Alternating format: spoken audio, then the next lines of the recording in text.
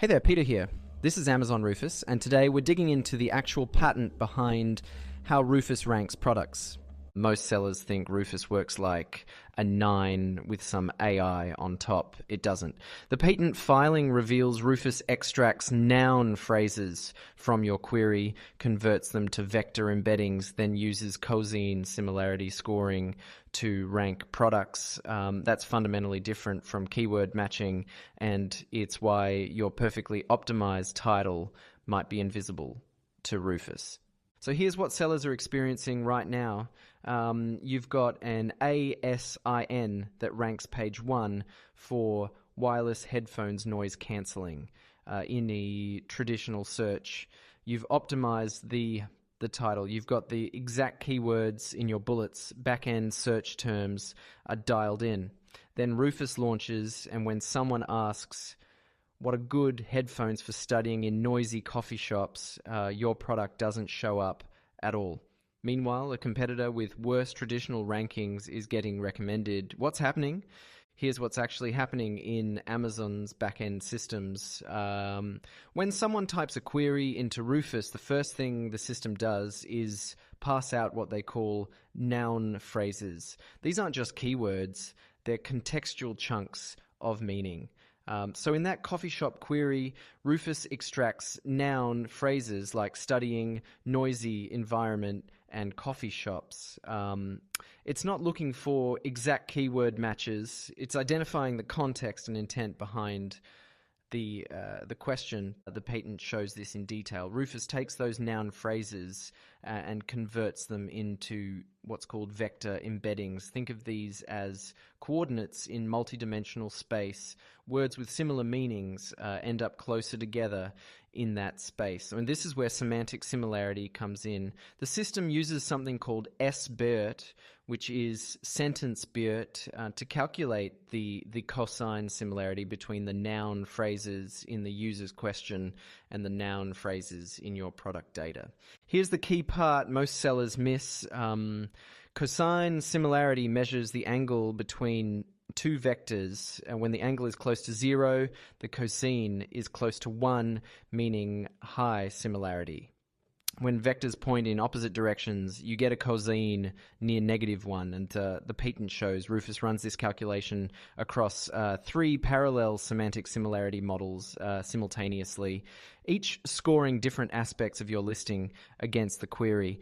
Then a controller aggregates those scores, factors in user click data from previous Rufus interactions, and generates the final ranking of noun phrases. That ranking determines which products get recommended. So why does traditional keyword optimization fail here? A 9 operates on keyword presence and relevance. If your listing contains wireless headphones and noise cancelling, you rank for searches containing those terms. It's matching specific text strings. Rufus operates on semantic meaning. It's not checking if you wrote studying in your bullet points. It's evaluating whether your entire listing semantically relates to the concept of focused work in distracting environments. That means it's reading your reviews where customers say, these are perfect for blocking out coffee shop noise, or your image text that shows someone wearing the headphones in a library, or your A+ content section explaining active noise cancellation technology.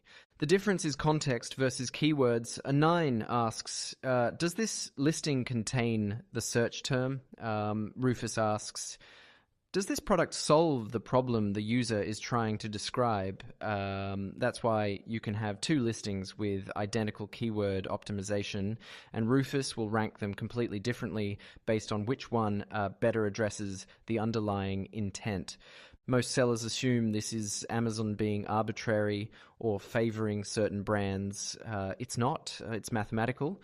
The system is calculating vector similarity scores and ranking based on those numbers. The reason your competitor is getting recommended isn't because Amazon likes them better. It's because their listing content, when converted to vector embeddings, has a higher cosine similarity score to the user's query noun phrases.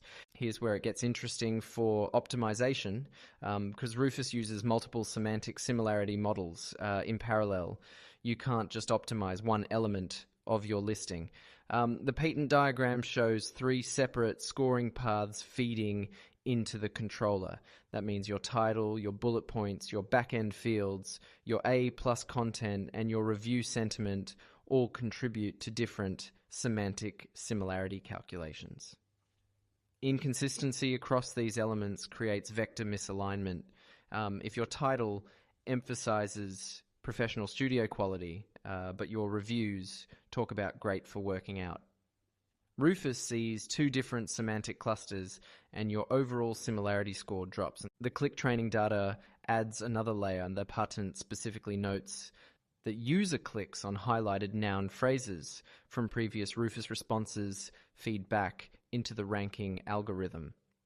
This is reinforcement learning. When users click on specific product attributes in Rufus answers, the system learns those attributes matter for that query context. Over time, products that match those clicked patterns get ranked higher. This means Rufus's recommendations actually get more refined as more people use it.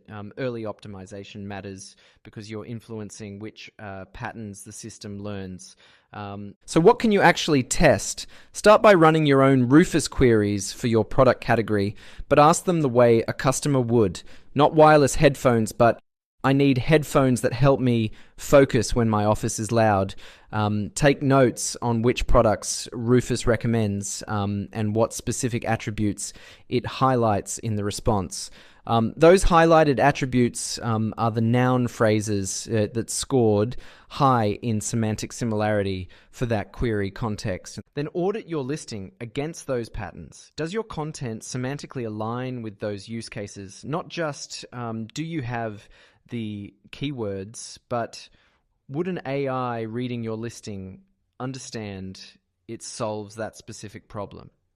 Look at your reviews. Are customers describing use cases that match the queries Rufus is optimizing for? If not, you might have a disconnect between how you're positioning the product and how customers actually use it. Check your image text. Rufus is using computer vision to read text in your product images and lifestyle shots. If your images show generic product specs but don't visually demonstrate the use case, you're missing semantic context. The system can't draw connections between noise-canceling headphones and studying in coffee shops if nothing in your visual assets shows that context. Your listing isn't broken. The ranking system just changed from keyword matching to semantic similarity scoring. Most sellers are still optimizing for A9's text matching algorithm, while Rufus is running vector calculations on meaning and context. That's the gap. Once you understand that the system is doing mathematical comparisons in vector space rather than checking for keyword presence, optimization becomes clearer. You're not stuffing keywords anymore. You're aligning your content's semantic meaning with the problems customers are actually trying to solve. This episode is brought to you by Atomic, growth-oriented Amazon services for sellers who've outgrown generic agencies.